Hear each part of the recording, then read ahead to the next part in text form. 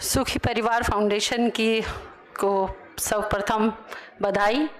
आदरणीय मुनि विजय जी, और क्योंकि मेरा उनसे सिर्फ 2 बार का परिचय और उन्होंने मुझे यहाँ बुलाया, इसके लिए आभार। मंच पे बैठे हुए आदरणीय भरतलाल जी और हमारी बहन सावित्री जी, जिनका आपने अभी बहुत अच्छा उद्बोधन सुना। मैं ज़्यादा समय नहीं लूँगी, आप बहुत समय से बैठे हैं।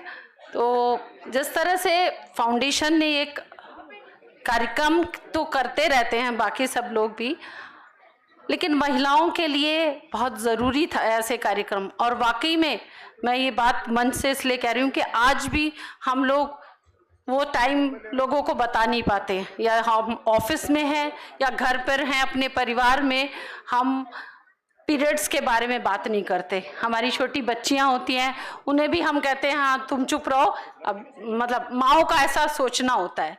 लेकिन जैसा कि सरकार ने, और मैं सर का बहुत आभार व्यक्त करती हूँ कि उन्होंने महिलाओं के लिए वो पीरियड्स में छुट्टी वाला जो प्रोविज़न किया, उसके लिए सरकार का बहुत बहुत मतलब अप्रिशिएट करने वाली बात है। तो और आदिवासी महिलाओं को एक रोज़गार देना, क्योंकि हम जब महिलाएं होती हैं ना, मैं बहुत सिंपल सी भाषा में आपको बताऊं, महिलाएं सबका ध्यान रखती हैं, बस सिर्फ अपना नहीं रखती हैं। आज भी आप परिवार में देखेंगे वो सबके लिए सब कुछ करती है, लेकिन अपने को सेकेंडरी रख के छोड़ देती है कि मेरा हो जाएगा। ये हर महिला की नेचर में है। लेकिन ये आप मान लीजिए, जब तक आप औरों को सुख नहीं दे सकते जब तक आप स्वस्थ नहीं है। ये पहला अपना निरोगी काया, सर्वप्रथम निरोगी काया होनी चाहिए। तो महिलाओं को ये बात ध्यान रख लेनी चाहिए कि आप परिवार का ध्यान तभी रख सकते हैं जब आप अपना स्वास्थ्य का ध्यान रखेंगे। और ये कोई शर्म की बात नहीं है, आपको तो मतलब बच्चियों को ये बात बतानी चाहिए, उन्हें एजुकेट करना चाहिए। जब हमारी बच्चियां बड़ी हो रही होती हैं कि उनको पीरियड्स आएंगे और इस तरह की परेशानियां, उन्हें मेंटली प्रिपेयर करना चाहिए कि उस तरह की परेशानियां वो माने ना। उन्हें लगे कि हमारा परिवार हमारे साथ में खड़ा है और हमारी माँ हमारे साथ में, और माँ भी इन सब दौर से गुजरी है।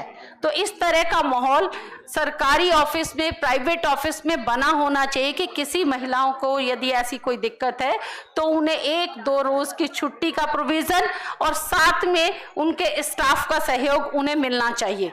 जब महिलाएं इस तरह से सामाजिक उत्थान के लिए काम करती हैं, चाहे वो आप जैसे सावित्री जी ने कहा कि चाहे आपका पुराना समय रहा हो चाहे आज का, लेकिन आज महिलाएं बराबर से काम कर रही हैं। वो प्राइवेट सेक्टर में भी और गवर्नमेंट सेक्टर में।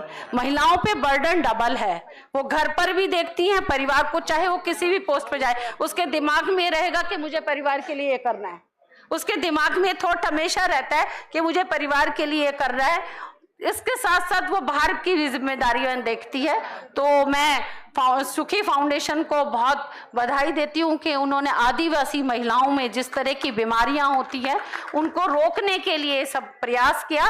और मुझे लगता है कि दिल्ली नगर निगम भी आपके इस प्रयास में सहभागी बने। मैं ये आप लोगों को विश्वास दिलाती हूँ, और दिल्ली में या कहीं भी मेरी जो भी आवश्यकता आप लोगों को होगी तो मैं बराबर उसके लिए तैयार हूँ। मैं आप लोगों को बहुत बहुत शुभकामनाएं देती हूँ। मुनि जी को मैं आभार व्यक्त करती हूँ कि उन्होंने इस कार्यक्रम का आयोजन किया और महिलाओं को सजग बनाने के लिए, उन्हें शिक्षित करने के लिए ये एक प्रोग्राम चलाया। यहाँ पे गुजरात से महिलाएं आई हैं, बड़ी दूर दूर से, अभी उत्तराखंड की महिलाओं ने भी यहाँ पे प्रोग्राम दिया। तो और एक चीज़ और है इस मतलब इस विजन के साथ कि महिलाएं अपने लिए भी, आत्मरक्षा के लिए भी कुछ करें। वो आज बाहर जा रही हैं, सड़क पर जाती हैं, ऑटो में जाती है, टैक्सी पर जाती है, तो उन्हें खुद को सुरक्षित रखने के लिए भी कुछ भी मतलब आपको कुछ ऐसे जैसे यहाँ पे वो आप डंडे से एक वो दिखा रहे थे, तो उस तरह से सुरक्षित रहने के लिए महिलाओं को बहुत जरूरी है।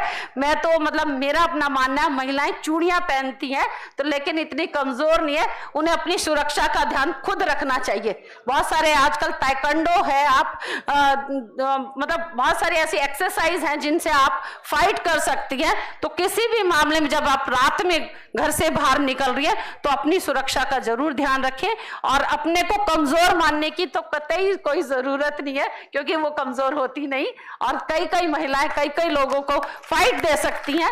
ये ये मैं खुद से मानती हूँ। आप कभी भी रहें, अकेले में जाए, लेकिन अपनी सुरक्षा का जरूर ध्यान रखें, और अपने जैसे टैक्सी लेती हैं या ऑटो लेती हैं, उनमें भी अपनी सुरक्षा का ध्यान रखें, और पूरे विश्वास के साथ देश की इस भागीदारी में जुड़े और महिलाओं का सशक्तिकरण हो। माननीय मोदी जी भी इस बात के लिए प्रेरणादायक हैं कि वो इस तरह महिलाओं के लिए नई नई स्कीम्स ला रहे हैं, नई नई उन्होंने योजनाएं शुरू की हैं, चाहे वो बेटी बचाओ बेटी पढ़ाओ या जननी योजना के तहत बहुत सारी सुविधाएं आज महिलाओं को मिल रही हैं। उन्हीं शुभकामनाओं के साथ मैं बहुत बहुत आभार व्यक्त करती हूँ, फाउंडेशन को भी बहुत बहुत बधाई देती हूँ कि वो इस कार्य में सब लोगों को साथ लेके चले। बहुत बहुत आभार, बहुत बहुत धन्यवाद। जय हिंद, जय भारत।